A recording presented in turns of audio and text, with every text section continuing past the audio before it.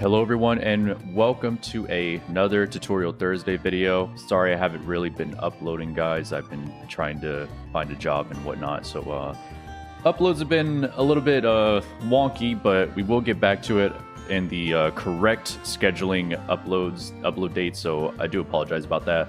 But for this video, we're going to be going over how to actually analyze your own replays. So we'll be going over that, how to get replays on the computer or wherever may be most convenient to you, and how to actually analyze them. So sit back, relax, and enjoy the video.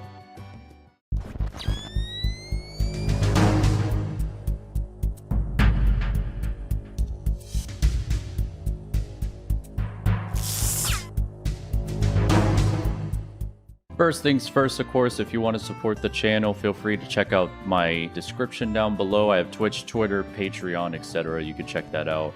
But now, just as a reference to let you guys know, because some people don't, on how to actually get replays and watch them and stuff like that. So once you save a replay after a match, it obviously goes into replays where you can watch it there, or you can go ahead and save it, which ends up right here in the video vault.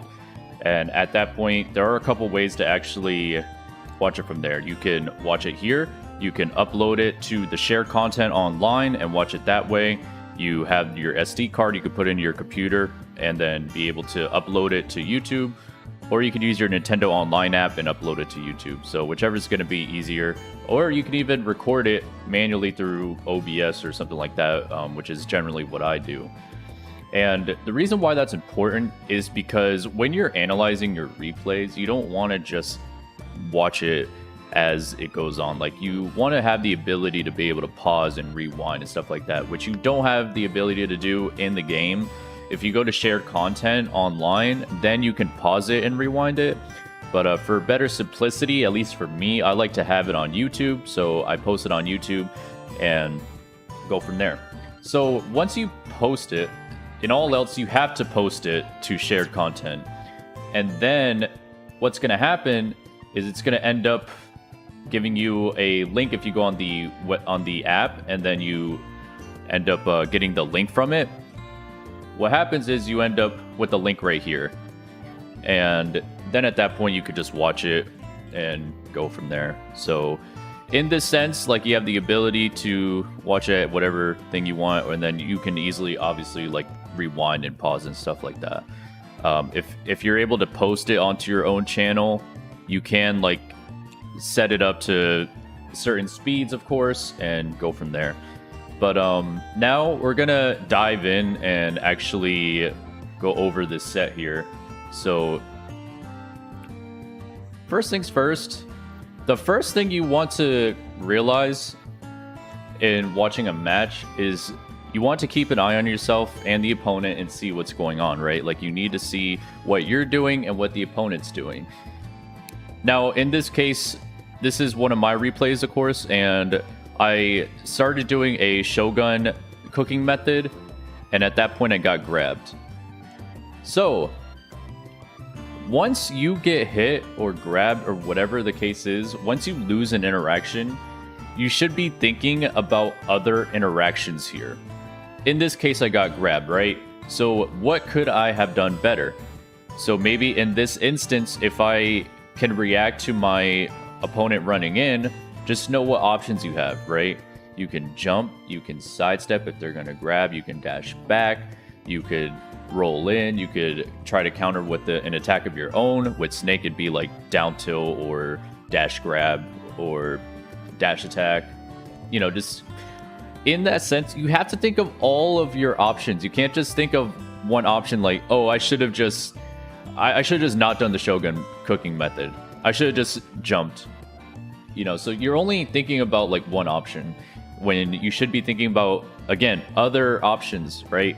There's more than one option. There's one or more answer in a lot of scenarios. So you have to keep that in mind, right? So in this case, I got grabbed. I got hit by a grenade. I've taken 18%. And right here, I got hit by a Hadouken. And the reason I got hit by the Hadouken is because I decided to jump, be reversed, and landed right on top of a Hadouken. So in this case, in my mind, what I'm thinking here is that I need to develop more patience in the corner. I should have shielded. I should have waited for the opponent's turn, let him do what he needs to, because in this matchup, Ken has the ability to pressure you in the corner with Hadouken. And that's exactly what we saw right here. So I need to either shield, jump over the Hadouken, crawl or crouch under the Hadouken and just wait. So those are, some options that I have available to myself. You can see here that I end up shielding.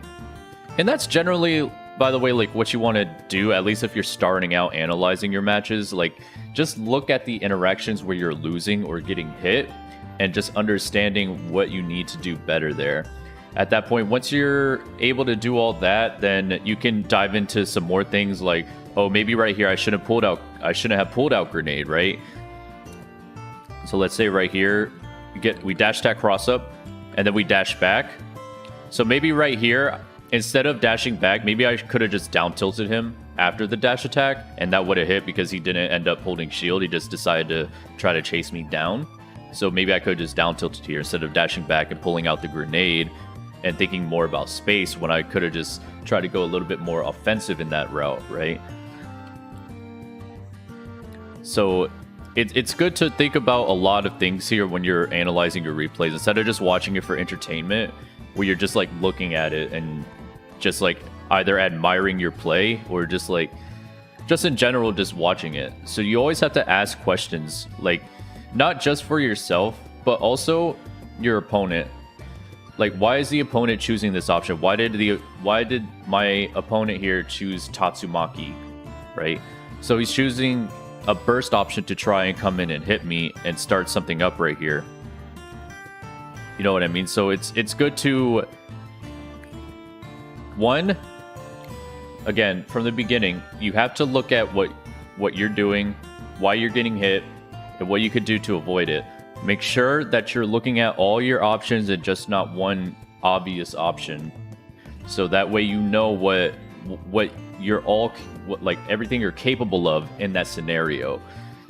Two, it's good to look at your opponent and ask questions like, why are they using this option? Is it because they're mashing? Do they know the match? Do they know what you're going to do? And then just understanding that. And that could help too in finding out habits that you may not know. Like, let's say I keep pulling out grenade and he kept doing Hadouken, right? So if he keeps using Hadouken, I could think, okay, he's more than likely using Hadouken to try to hit me as I'm pulling out the grenade, or he's just trying to keep me in one spot so I can't throw the grenade, or he's using Hadouken as a wall so that way if I throw a grenade, Hadouken just clanks with it and it goes nowhere. Very important. So right now I get hit with for using down tilt under the Hadouken. I get hit right there for pulling out grenade. I'm getting hit by my own grenades. And then we reset back to neutral. Try to go for the up air very late, of course. But we went for it anyways, and we get the back air for catching the jump. In this sense, when you land something that you see works, it's good to, one, pat yourself on the back for that, right? Because you always want to provide positive support to yourself or give yourself some positive feedback. Like, okay, that was a good back air. Back air could be good at catching jumps or reading jumps. And not only that, but it's good to understand why the back air worked, right? The back air worked because I caught the jump. He jumped in and I back aired him. So that's something to note. If you see that, hey, your opponent is jumping, you should probably use back air to call out the jump. We get down air there for jumping in with nothing. And then even in this sense as well, you guys saw that I landed with back air, didn't hit him, and I was fully open.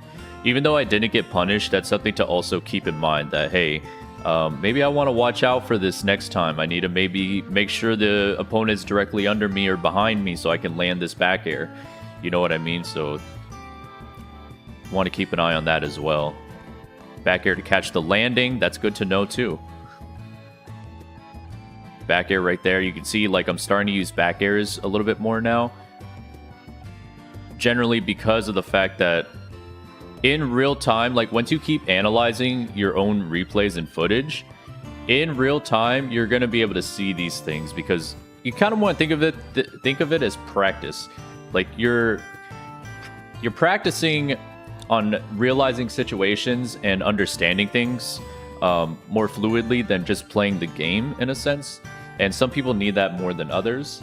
So the more you watch your replays and analyze things, it's just going to be easier in real time. You can see that I'm starting to use back air more. I realized in the beginning that, hey, back air might be good here, so I'm going to start using it more. Here's a Nikita to wall him out. We get the dash attack on the landing. Doing the same setup here. And then right there, like you can see right here, I missed the C4. And that's just a note that I need to be a little bit more reactionary in this case instead of just mashing like to detonate C4. So that's something to keep in mind right there as well. Got the down tilt.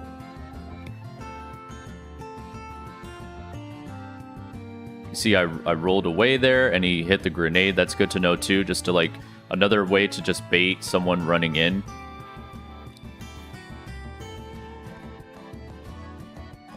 And even right here, like we got grabbed.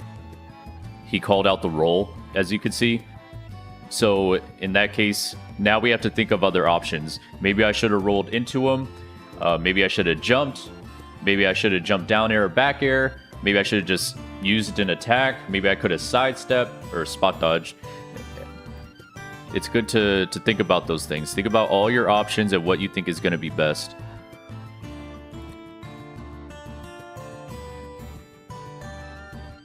Got the forward air, and he's dead. So that's something good to note as well. Like that might be a good kill confirm or something, you know. So in this case, again, guys, it's just a matter of, you know, taking it step by step and just realizing what you're doing, what's working, what's not, and when you get hit, asking yourself questions on what could you have done better, what were all your options, what would have been the best option, and that's basically it. So if we go back a little bit here, at that moment where I got hit for what was it, rolling? So it was like right here where I roll and he caught it. So at this point, again, I listed out the options, right? Jump, I could use an attack, I could spot dodge, or I could roll into him. And then at that point, it's just thinking in those scenarios, okay, what if I rolled into him? He probably would have kept running forward and then nothing would have happened. Neutral would have reset and then we would have just picked it up from there. If I jumped, let's say he probably would have kept running forward and spot dodge, he probably would have ran forward, but then with Ken's auto turn, he could probably just use up tilt or something and that would have auto turned him and I would have gotten hit maybe. So we don't know about that, but we also have this grenade, so that could help in potentially breaking us out of the combo, hopefully. So there's that too. And yeah, so just make sure you think about those options just like that. And I assure you, when you're actually watching or playing a match, you're going to see those same situations and then you'll know what to do or what to try. And then just figure it out from there if you could keep using that option or just change it up and go off of that. Now, what also helps in watching your own replays is if you watch other Snake players. Because if you keep watching your replays, you're going to know what your playstyle is of what you do in certain situations. And then when you watch other players, whether it be MBD, Shogun, Dio, Ally, Scat, etc., you're going to see what they do in the situations that you're in, whether it's in the corner, disadvantage, anything like that. And then you'll be able to see and think to yourself, okay, so when he was in the corner, instead of doing the Shogun method like I do, this Snake player jumps out of the corner and uses up B. So maybe I should try that out and see how it works out for me in my style. And then you just go from there, rinse and repeat. So I hope this helps you guys out. That's what helps me out a lot, especially when I analyze and do match analysis for you guys on YouTube's on Monday, and then Fridays on my Twitch streams, which you guys can also participate in if you guys want to swing by and sub to the channel. You guys get an unlimited amount of those, by the way. for subbing to the channel, free with Twitch Prime, or you could just sub manually for $4.99. Anyways, I hope it helps, guys. If you have any questions or any comments, of course, definitely leave a comment for me, and I'll get to it as soon as I can. But thank you all for watching and liking the video, and I'll see you all next time. Bye now. Never duplicate you, never multiply two. Everyone copy and paste, mask all up in on their face. Disney fantasy MPH, they are cool with their complacent. You feel it in you, then you brush it off you. Insignificant, but you got something we want, and your whole life is a taunt, cause you will not just comply. Waking up for your day.